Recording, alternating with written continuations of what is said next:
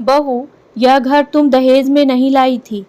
शारदा जी ने दवाई का पैकेट उठाया तो देखा उसमें गोली नहीं थी। उन्हें याद आया कि दवाई तो 2 दिन पहले ही खत्म हो गई थी। उन्होंने आकाश को लाने को बोला तो था, पर शायद वह भूल गया होगा। सवेरे जब शारदा जी पूजा के लिए फूल लेने गई तो सोचा आते वक्त अपनी दवाई भी ले लूँगी। धीरे धीरे कदमों से चलती हुई शारदा जी अपने घर की तरफ बढ़ रही थी। तभी उन्हें इस तरह लड़खड़ाते हुए देखकर उनकी पड़ोसी सुनंदा जी ने कहा, अरे भाभी जी, क्या हुआ? लगता है आपके घुटनों में दर्द ज़्यादा है। हाँ बहन जी, इस उम्र में दर्द तो यूं ही चलता रहता है। दवाइयाँ खत्म हो गई थी इसलिए निकल गई, वरना घर पर आराम ही कर रही थी। अरे आप क्यों गई थी दवाई लेने? अजय को कह देती। सुनंदा जी की बात सुनकर शारदा जी चुप हो गई। आखिर कहती भी तो क्या कि बेटा लाना ही नहीं चाहता, पर सुनंदा जी को तो उनके घर की सारी कहानी पता थी, इसलिए उन्होंने आगे कुछ नहीं कहा। आखिर बोल बोल कर क्या किसी के दर्द को कुरेदना। शारदा जी वैसे ही लड़खड़ाते हुए अपने घर की तरफ बढ़ गई।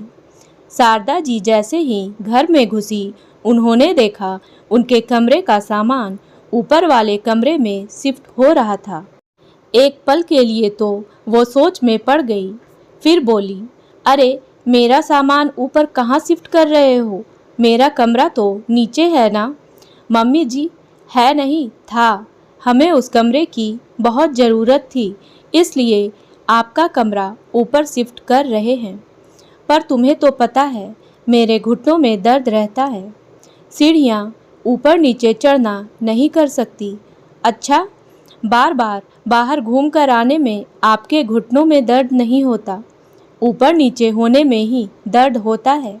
ये आपके बहाने मेरे पास नहीं चलेंगे, आपको ऊपर वाले कमरे में ही जाना पड़ेगा। लेकिन बहू, मैं घूमने नहीं गई थी, मेरी दवाइयाँ खत्म हो गई थी। मैं तो अपने घुटने के लिए दवाई लेने गई थी। देखिए माँ जी, मेरा भाई आ रहा है, 1 साल का कोर्स है, तो 1 साल वह यहीं रहेगा और उसे कमरे की ज़रूरत पड़ेगी, इसलिए आपका कमरा खाली कर रहे हैं।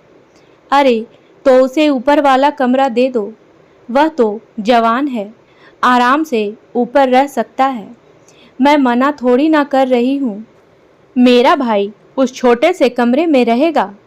मायके में मेरी भी कोई इज्जत है, और आप मुझे मना करने वाली कौन होती हैं? घर हमारा है, घर का खर्चा हम उठा रहे हैं, हमारा डिसीज़न हम किसे कहाँ रखते हैं। ऊपर वाले कमरे से इतनी ही दिक्कत है तो आप बाहर वाले कमरे में रह जाइए, हमें कोई ऐतराज़ नहीं है। बहू शिल्पा ने बड़ी बेरुखी के साथ बोला। यह सुनकर शारदा जी की आंखों में आंसू आ गए।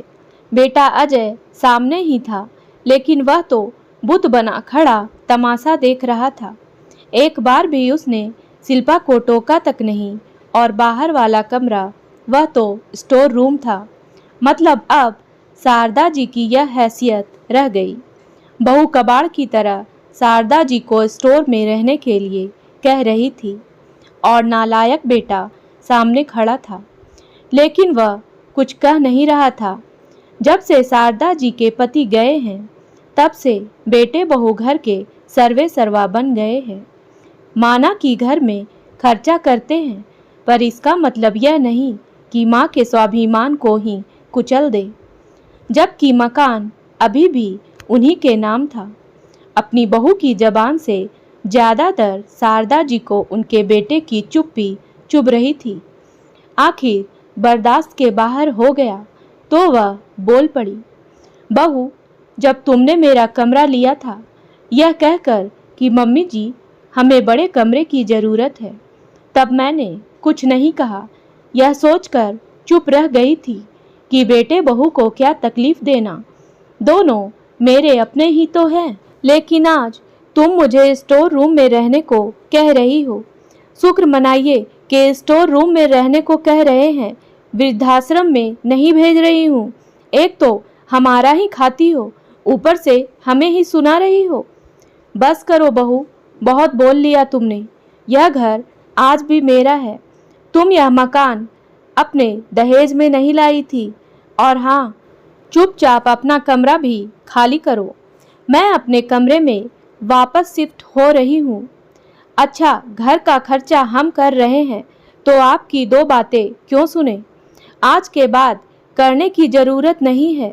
इस घर में रहना है तो किराया दो, अन्यथा खाली कर दो। मैं किराएदार रख लूँगी। मेरे घर का खर्च मैं खुद निकाल लूँगी। माँ, तुम अपने बेटे को इस घर से निकालने के लिए कह रही हो? वाह बेटा, इतनी देर से तेरी बीवी जब मेरी बेइज्जती किए जा रही है, मुझे वृद्धाश्रम छोड़कर आने की बात कर रही है, तब तुझे सुनाई नहीं दे रहा था। और अब मैंने तुम लोगों से किराया क्या देने को कह दिया, तुम्हें सुनाई देने लगा। मुझे कुछ नहीं सुनना। अब तक यही सोचती रही कि काश एक दिन तुम लोग मुझे समझोगे, पर वह दिन कभी नहीं आया। शायद मुझे अकेले रहने से डर लगता था, पर अब नहीं। अब यूँ बेइज्जत होकर साथ रहने से अच्छा है स्वाभिमान के साथ अकेली ही रहूं। अब जो भी निर्णय लेना है फटाफट लो और कमरा खाली करो। बस यह सब सुनकर बेटा बहू की हालत खराब हो गई। इतनी जल्दी कहाँ जाएंगे? दोनों फटाफट माँ के पैरों में पड़ गए। हमें माफ़ कर दो माँ, प्लीज़ हमारे साथ ऐसा मत करो। पर शारदा जी ने मन पक्का कर लिया था। मैं झुकने को तैयार नहीं। निरादर की 2 रोटी से तो स्वाभिमान की 1 रोटी भली है। और भला काश के इंतजार में जिंदगी क्यों बितानी। और आखिरकार अजय और शिल्पा उसी घर में ऊपर वाले 2 कमरों में शिफ्ट हुए और अब उसका किराया दे रहे, जबकि नीचे का 1 कमरा किसी और को शारदा जी ने किराए पर दे दिया। रही बात शिल्पा के भाई की, तो वह हॉस्टल में रहकर अपनी पढ़ाई कर रहा। उम्मीद है दोस्तों कहानी पसंद आई होगी, तो मेरे वीडियो को लाइक करें और मेरे चैनल को सब्सक्राइब करना ना भूलें। धन्यवाद।